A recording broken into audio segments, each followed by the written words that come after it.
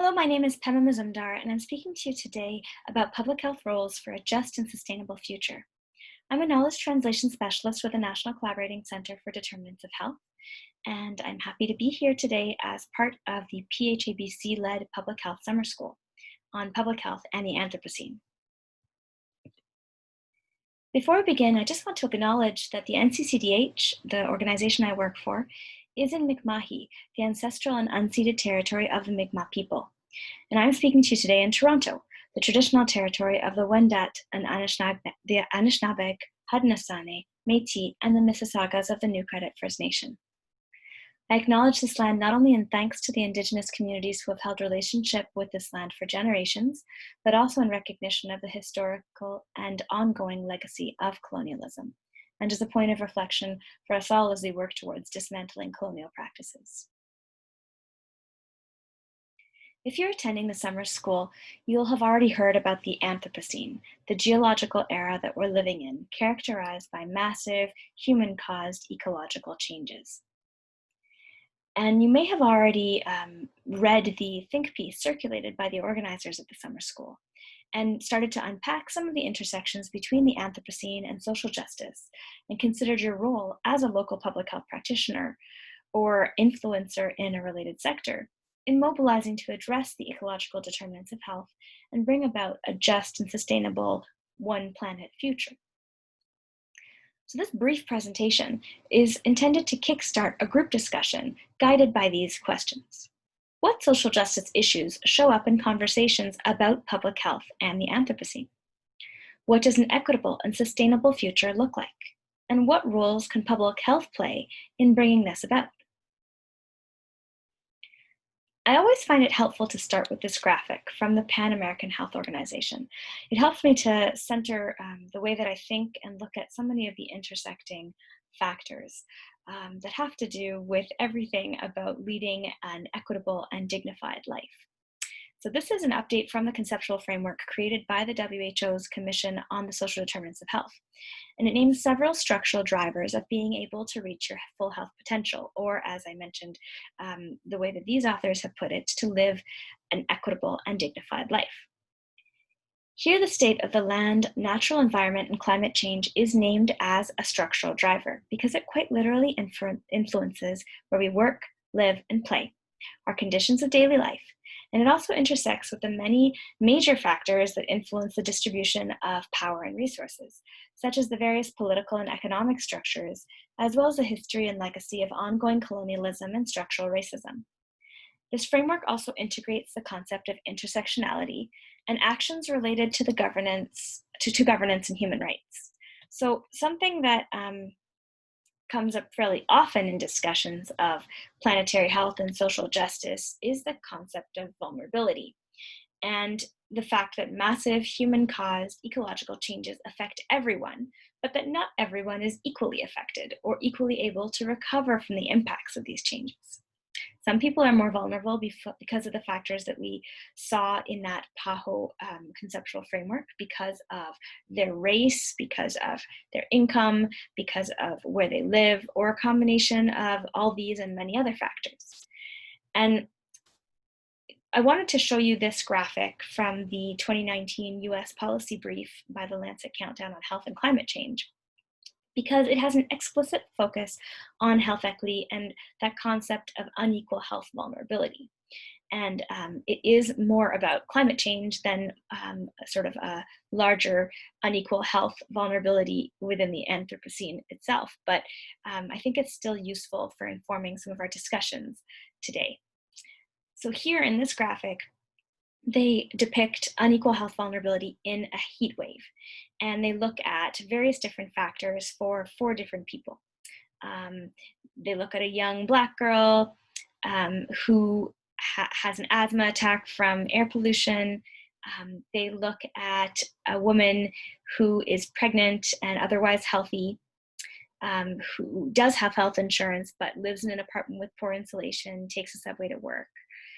They look at a man who experiences death from heat stroke, who had high blood pressure, who was a person of color, who worked outside in the sun. And so all these different factors play into the way that they look at unequal health vulnerability in a heat wave.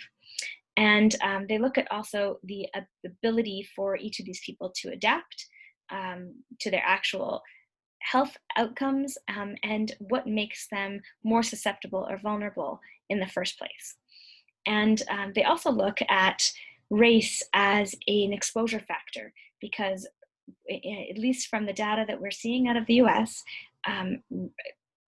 people who are Black and Latinx are seen to be living in conditions that have increased air pollution exposure. And so actually being a person who is racialized or a person of color is considered a risk for unequal health vulnerability in a heat wave. So I wanted to just bring that to your attention because I think it's a useful way to think about some of these interacting factors and to look at the way that health equity can also be an explicit focus within a policy brief. And what you might have heard somewhat less about, at least from within public health, so we just discussed differential vulnerability or unequal vulnerability. What you might have heard somewhat less about is that the Anthropocene itself, the concept of the Anthropocene itself can be, considered racial. My slides are going funny on me. So calling the Anthropocene racial is related to the concept of climate justice, but it's not quite the same, but it is about those who are most affected by climate change, often being the least responsible for causing it, and the most excluded from climate policy decisions and discussions. Calling the Anthropocene racial means acknowledging that it's a geological era brought about by oppressive systems, referred to by some as racial capitalism. So some have said that race and a critical race theory is really missing from the way that we talk about and consider acting on the Anthropocene. And essentially that these are systems in which that the Anthropocene was created because of systems in which white people in positions of power put their own health and wealth above the health and wealth of indigenous people, racialized people, and importantly, the planet, the natural environment. So if you're familiar with the term environmental racism and the practice of dumping toxic waste along racial geographies, particularly near where Black and Indigenous communities live, you may have already given this some thought, but you may not have thought of the Anthropocene itself as being racial. So just some food for thought as we enter into these discussions. And I just want to mention that this is a screenshot of a case study that the NCCDH documented a few years ago, describing the experience of the Nova Scotia-based environmental noxiousness, racial inequities, and community health project, it's called the Enrich Project, in advocating against environmental racism that impacts Mi'kmaq and African Canadian communities. So keeping all of these interrelated social justice issues in mind, and you might have others to add to our conversation. So I've mentioned colonialism, racism, income inequity, conditions of life such as housing, and so many more. Here's my questions to you really. What practices, programs, and approaches can public health engage in to move us towards a just and sustainable future? And in a recent evidence review and commentary, I actually did some thinking about a small slice of this. I was looking specifically at emerging public health responses to a changing climate and about opportunities to center equity in each of those responses. And the way that I approached it is to adapt 4 well-established public health roles for improving health equity to public health action to public health responses to a changing climate. So the 4 roles that you see here are the original roles. You may well be familiar with them because they've had a lot of traction in public health over the years. The first one is assess and report. The second one is modify and orient interventions.